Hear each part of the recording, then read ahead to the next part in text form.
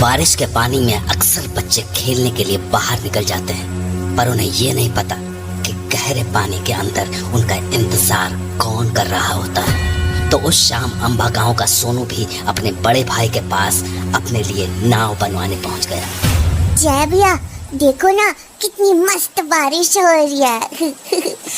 मेरे लिए एक मस्त बोट बना दो ना, वाटरप्रूफ वाली। बाहर सड़क पे मस्त चलाऊंगा उसको। लेकिन सोनू, कौन जा रहा बाहर? हाँ? अरे कौन जा रहा? दादू। कोई ना जाओ वो बाहर बारिश में खेलने। पर दादू, मैं तो बोट चलाने जा रहा था। बोला ना कोई ना जाओ वो बाहर। यो साल उसके वापस आओ को साल है। किसके वापस आने का साल दादू? उदू के। उदू? वही उदू ना दादू, जो नदियों और नालों में बच्चों का शिकार करता है। यो अंबा गांव अब बच्चों के खातिर सुरक्षित ना है, और बारिश के मौसम में तो खास करके ना है। यही से बाहर जाने की कोई जरूरत ना है, घर पे रह, समझ गया? और जय, तारू इम्तिहान है ना कल, तो तू भी पढ़ाई कर। इतना कहकर दादू अपने बिस्तर पर लेट गए और जय और सोनू आपस में धीरे धीरे बातें करने लगे। जय भैया, ये उदू वाली कहानी सच है क्या? हाँ सोनू, हर 12 साल में उदू अंबा गांव लौटता है और छोटे बच्चों का शिकार करता है। मेरा इतना मन था नाव चलाने का, पर अब कैसे चलाऊं? दादू ने तो बाहर जाने से मना कर दिया। जय भैया, चलो ना खेलते हैं। मेरे एग्जाम से सोनू, मैं नहीं खेल सकता। तो फिर मेरे लिए नाव बना दो, मैं उसी से खेल लूंगा। अरे पागल है क्या? दादू ने बोला ना बाहर खेलने नहीं जाना है। अरे मैं बाहर नहीं खेलूंगा, बस नाव चला के आ जाऊंगा, सच्ची। अरे लेकिन प्लीज ना जय भैया, प्लीज। देख, तुझे प्रॉमिस करना होगा कि तू नाव के पीछे पीछे नहीं जाएगा, तभी मैं तेरी बोट बनाऊंगा। पक्का प्रॉमिस भैया, नहीं जाऊंगा। तो थोड़ी ही देर में जय ने सोनू के लिए बोट बना दी और सोनू उसे लेकर बाहर खेलने के लिए चला गया। बाहर इतनी तेज बारिश हो रही थी कि सड़कें नदियां बन चुकी थी, और उस पानी में अपनी नाव को बहते देख सोनू खुशी से झूम रहा था।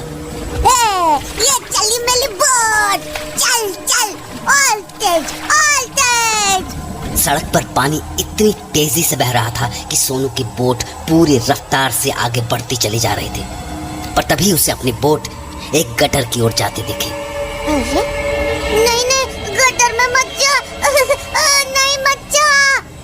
पर वो बोट नहीं रुकी और देखते ही देखते गटर के अंदर चली गई। तो सोनू भी भागा भागा उस गटर के पास पहुंचा। अरे यार, बोट तो अंदर चली गई, अब मैं कैसे खेलूंगा? सोनू गटर के पास खड़ा ही था कि तभी अचानक अंदर से एक हाथ बाहर आया और फिर धीरे धीरे उसका चेहरा। सोनू उस आदमी को नहीं जानता था और वो देखने में भी थोड़ा अजीब सा था। इससे पहले कि सोनू कुछ समझ पाता, उसे उस आदमी के हाथों में उसकी बोट दिख गई। तभी वो आदमी बोला, सोनू, ये बोट तुम्हारी है ना? हाँ, ये तो मेरी बोट है, पर तुम्हें कैसे मिली? मैं भी तुम्हारी तरह एक बोट से खेल रहा था, पर वो भी इसी गटर के अंदर चली गई। फिर मैं उसे ढूंढने अंदर चला गया, और पता है मुझे नीचे क्या मिला? क्या? तुम्हारी बोट। हाँ? तुम अंदर डूबे नहीं? नहीं, अंदर पानी नहीं है, सुंदर गार्डन है अंदर, ब्यूटीफुल फ्लावर्स, प्लेग्राउंड। सच्ची? हाँ सच्ची। आओ के अंदर, खूब मजे करेंगे।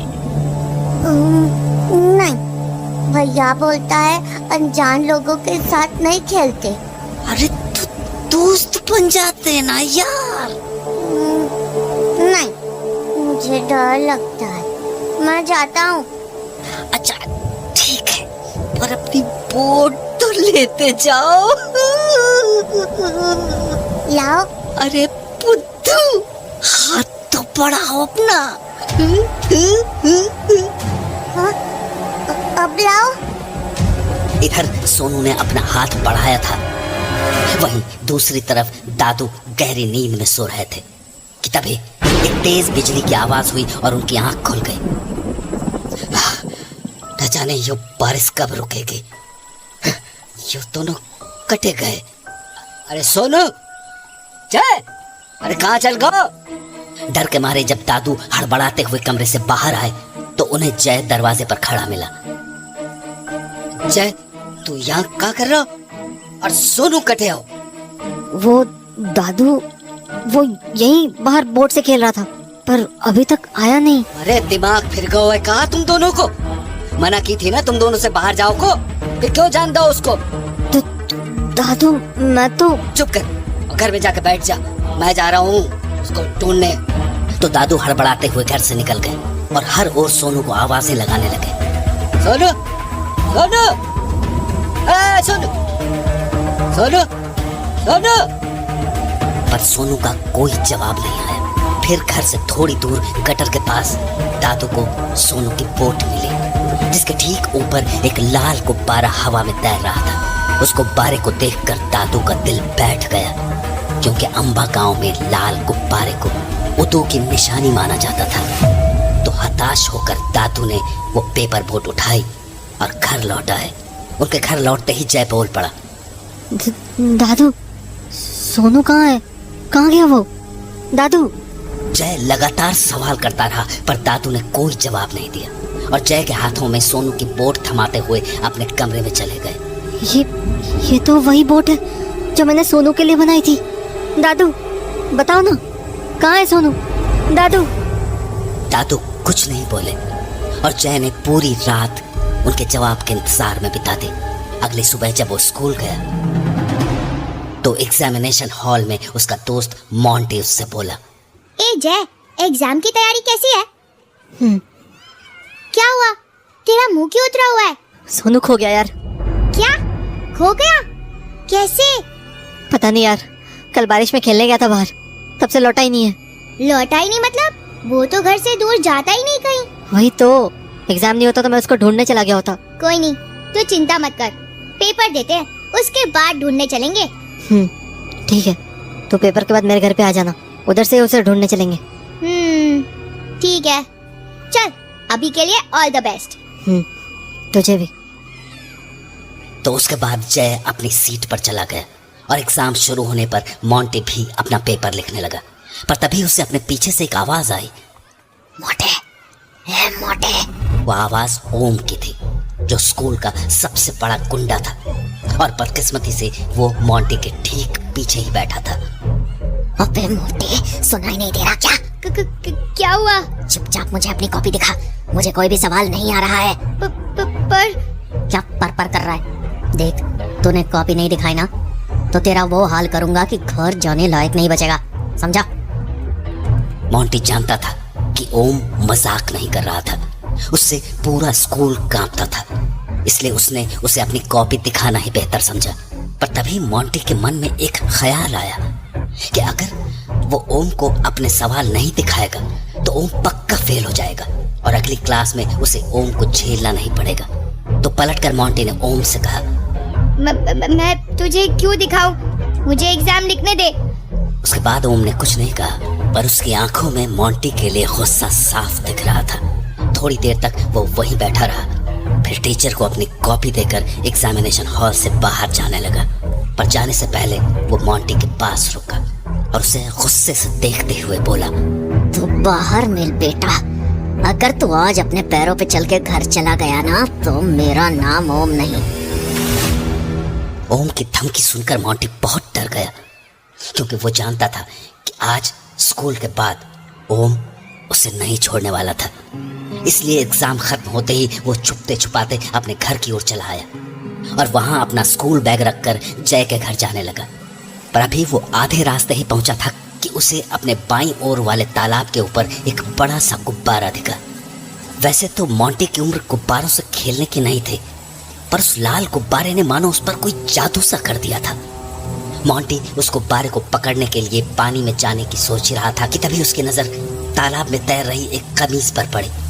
मोंटी उस कमीज को देखकर तुरंत समझ गया कि वो कमीज सोनू की ही थी, क्योंकि उसने आखिरी बार सोनू को उसी कमीज में देखा था। उस कमीज को देखने के बाद मोंटी के दिमाग से उस गुब्बारे का ख्याल निकल चुका था। अब वो बस सोनू की उस शर्ट को तालाब से निकाल लेना चाहता था, पर अभी वो तालाब में उतरने की सोच ही रहा था कि उसे अपने पीछे से एक आवाज आई। ओए मोटे, पानी में सुसाइड करने जा रहा है क्या? ओम की आवाज सुनकर मोंटी की रूह कांप गई। गुब्बारे और जय की मदद करने के बीच वो ये भूल ही गया था कि ओम ने उसे सबक सिखाने की धमकी दी थी। ओम, तुम क्यों आए हो यहाँ? साले मोटे, अब तू मुझे बताएगा कि मैं कहाँ हूँ और कहाँ नहीं। मैं यहाँ तुझसे हिसाब चुकता करने आया हूँ, समझा ना? क्यों? कौन सा हिसाब? अच्छा, साले हाथी के बच्चे, इतनी जल्दी भूल गया?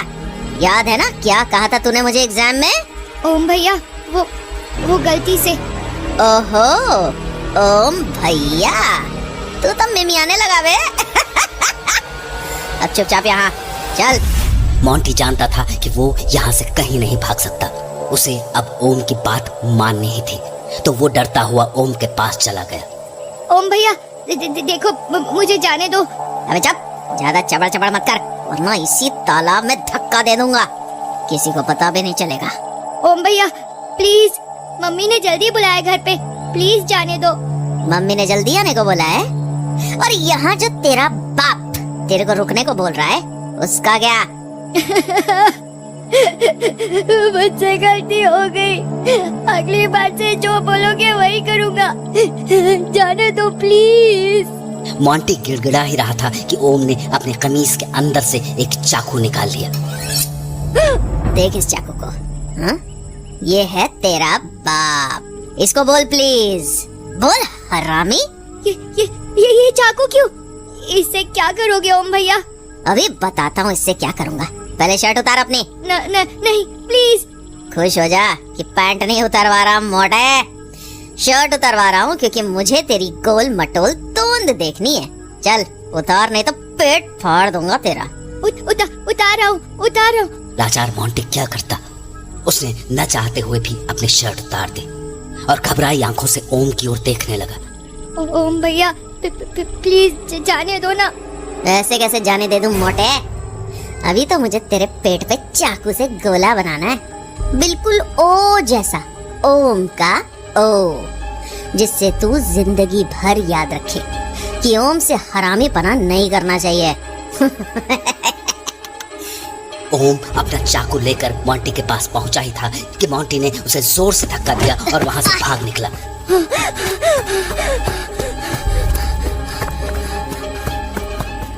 वहीं दूसरी ओर जय अपने कमरे में बैठा मोंटी का इंतजार कर रहा था कि तभी हाँ, ये कैसी आवाज है? मोंटी, तो क्या हुआ तुझे? ऐसे जमीन पर क्यों बैठा है? जय, अरे तेरी सांस क्यों फूल रही है? तू अंदर आ। तो जय ने मोंटी को अपने बिस्तर पर बैठा दिया और उससे सवाल पूछने लगा। मोंटी, क्या हुआ तुझे? इनहेलर। देखो तो अस्थमा का दौरा पड़ रहा है। इनहेलर कहाँ है तेरा? हर समय तो रखता है तू। गिर गया। अरे यार,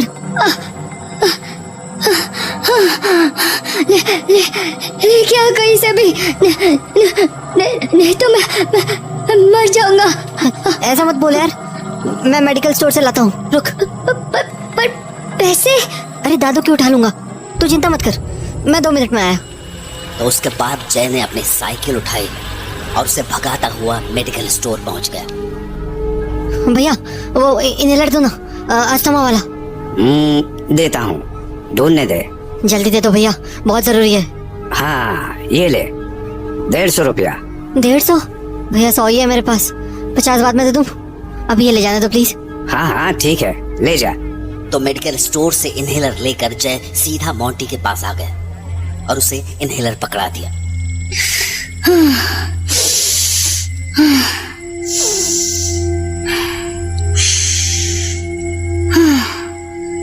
थैंक्स यार, तूने मेरी जान बचा ली।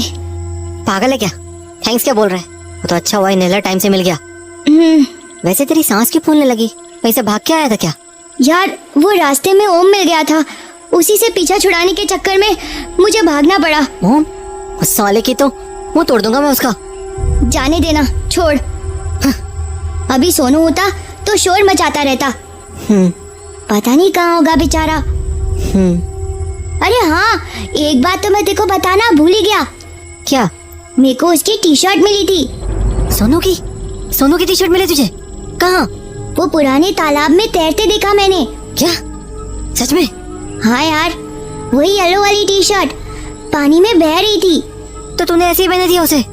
यार वो तालाब कितना गहरा है तुझे पता है ना, और मेरे को तो तैरना भी नहीं आता है, पर ना मैं सोच रहा था कि जरा सा पानी में उतर के उसे निकाल लूं, पर तभी वो साला ओम वहाँ आ गया और मुझे वहाँ से भागना पड़ा।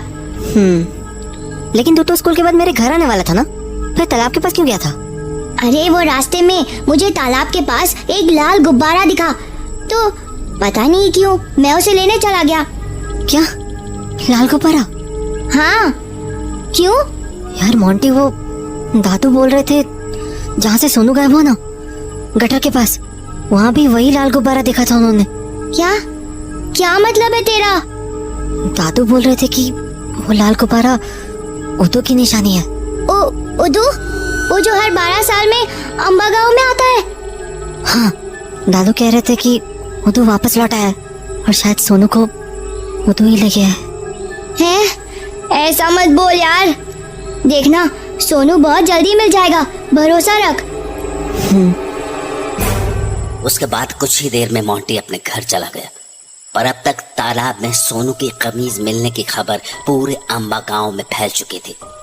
इसलिए अगले ही दिन पुलिस अपने डाइवर्स के साथ वहां पहुंच गई, पर बहुत देर ढूंढने के बाद भी सोनू का कहीं कुछ पता नहीं चल पा रहा था, जिसकी वजह से वहां खड़ा जय और भी परेशान हो रहा था। सबके सब पागल है, ठीक से देख ही नहीं रहे। अरे झाड़ियों के पास क्यों नहीं देख रहे ये लोग?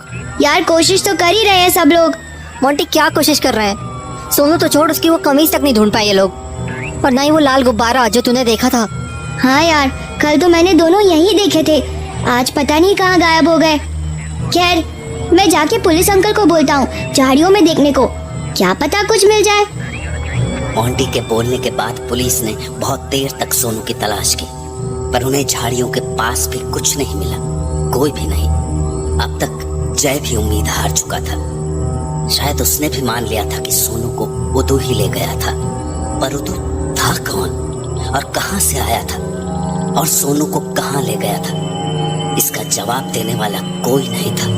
तो दुखी मन से जय घर लौट आया, पर उस रात जब जय पढ़ाई कर रहा था तो उसे अचानक सोनू की याद आने लगी। जय भैया, दादू के लिए मैंने मस्त नाम सोचा है, खलूस। खलूस? अरे खलूस नहीं, खलूस। क्या मस्त नाम है, खलूस। सोनू की हंसी याद करते करते जय की भी हंसी छूट गई। हंसते हंसते उसे लगा कि उसके साथ कोई और भी हंस रहा है, जबकि वहां तो सिर्फ वो ही था। कौन है ये?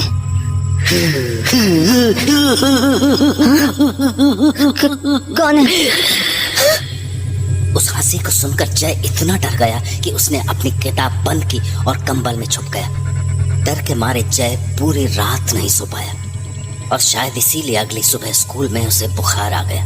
बुखार के कारण वो ठीक से अपना एग्जाम पेपर भी नहीं लिख पाया। उसके पीछे बैठी परी ये सब देख रही थी।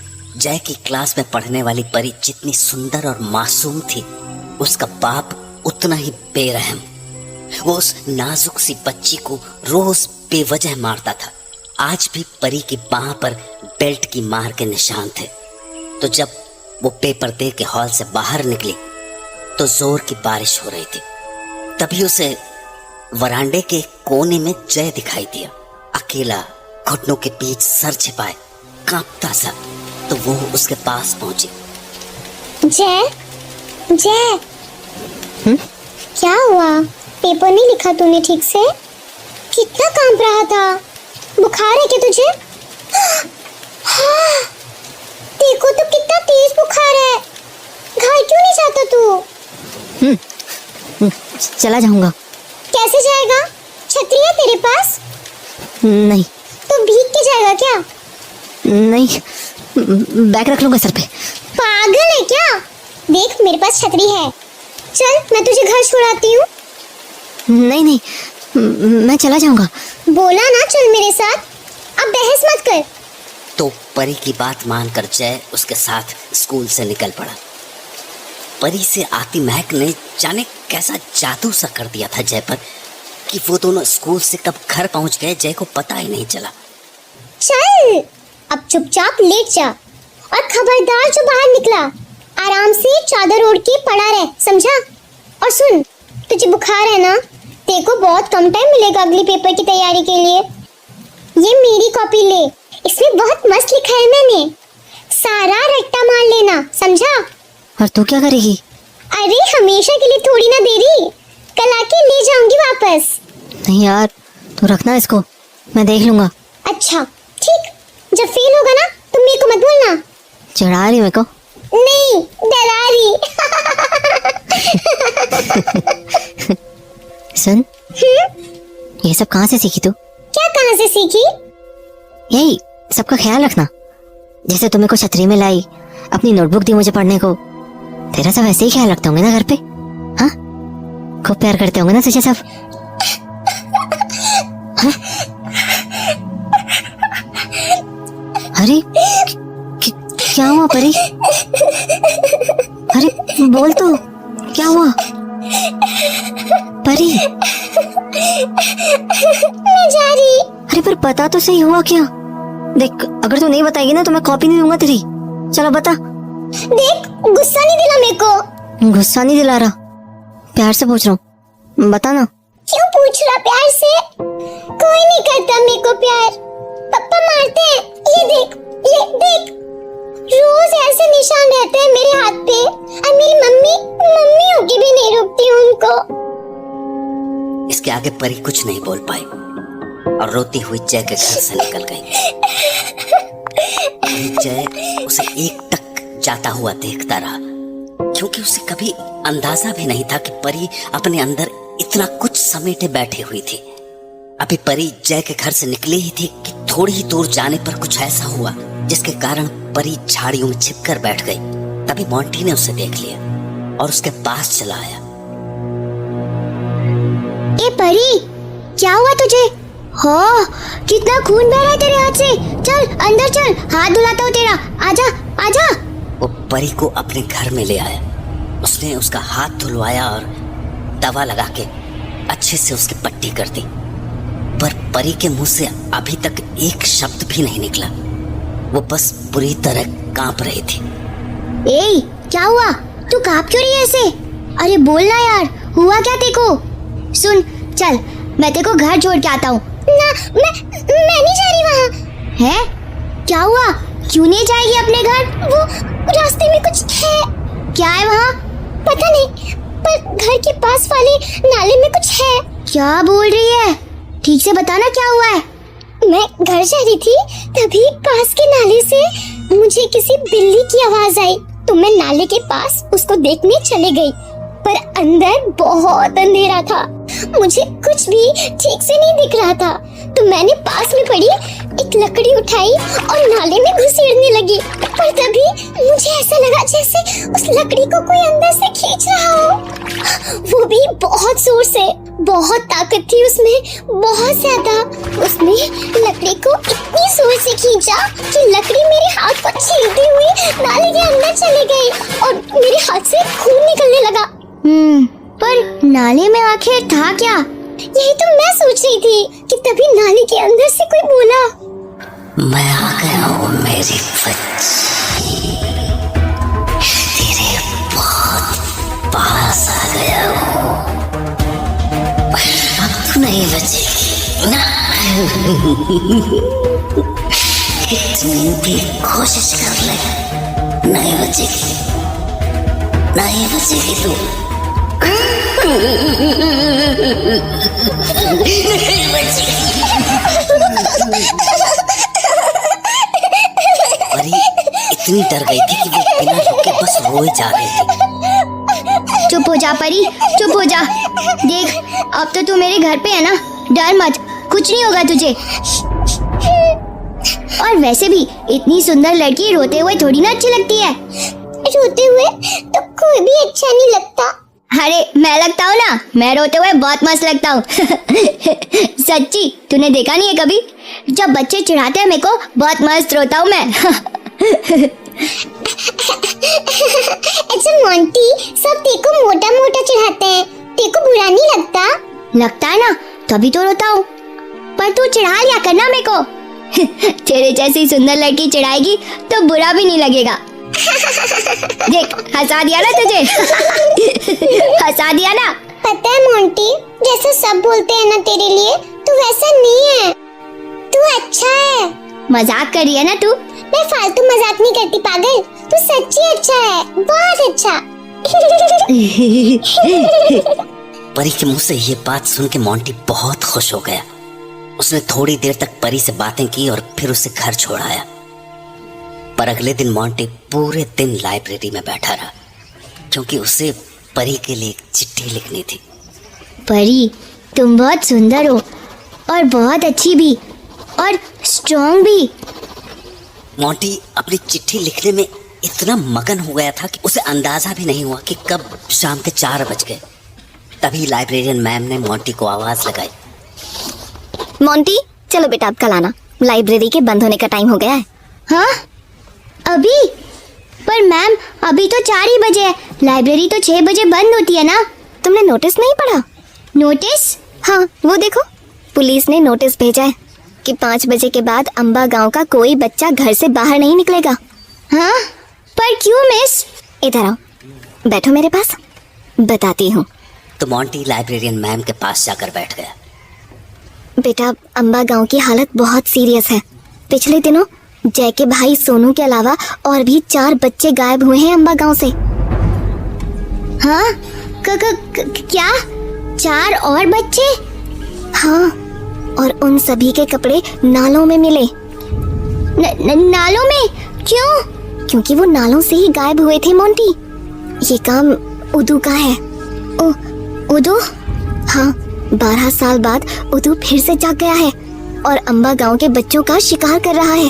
बच्चों को ढूंढते हुए वो उनके पास नालियों के रास्ते ही पहुंचता है। लाइब्रेरियन मैम के मुंह से नाली के रास्ते वाली बात सुनकर मोंटी के होश उड़ गए। उसे ध्यान आया कि परी को भी वो आवाज नाली से ही आई थी। मोंटी समझ चुका था कि हो न हो उस नाली में उदू ही था। पर ये सब सोचते हुए जब वो अपनी सीट पर वापस पहुंचा तो उसकी वो चिट्ठी वहां से गायब हो चुकी थी। कहाँ गई वो चिट्ठी? कहाँ गई? हड़बड़ाता हुआ मोंटी चिट्ठी को इधर उधर ढूंढ ही रहा था कि तभी लाइब्रेरियन मैम ने दोबारा आवाज लगाई। मोंटी बेटा, जल्दी से सामान समेटो और घर जाओ। हाँ मैम। मोंटी परेशान होके उस चिट्ठी को हर जगह ढूंढने लगा। तभी उसकी नजर बगल वाली खिड़की की ओर गई और उसे खिड़की से बाहर वही लाल गुब्बारा दिखा जो उसने तालाब के पास देखा था। उदू! मोंटी बेटा जल्दी करो, बाहर निकलो।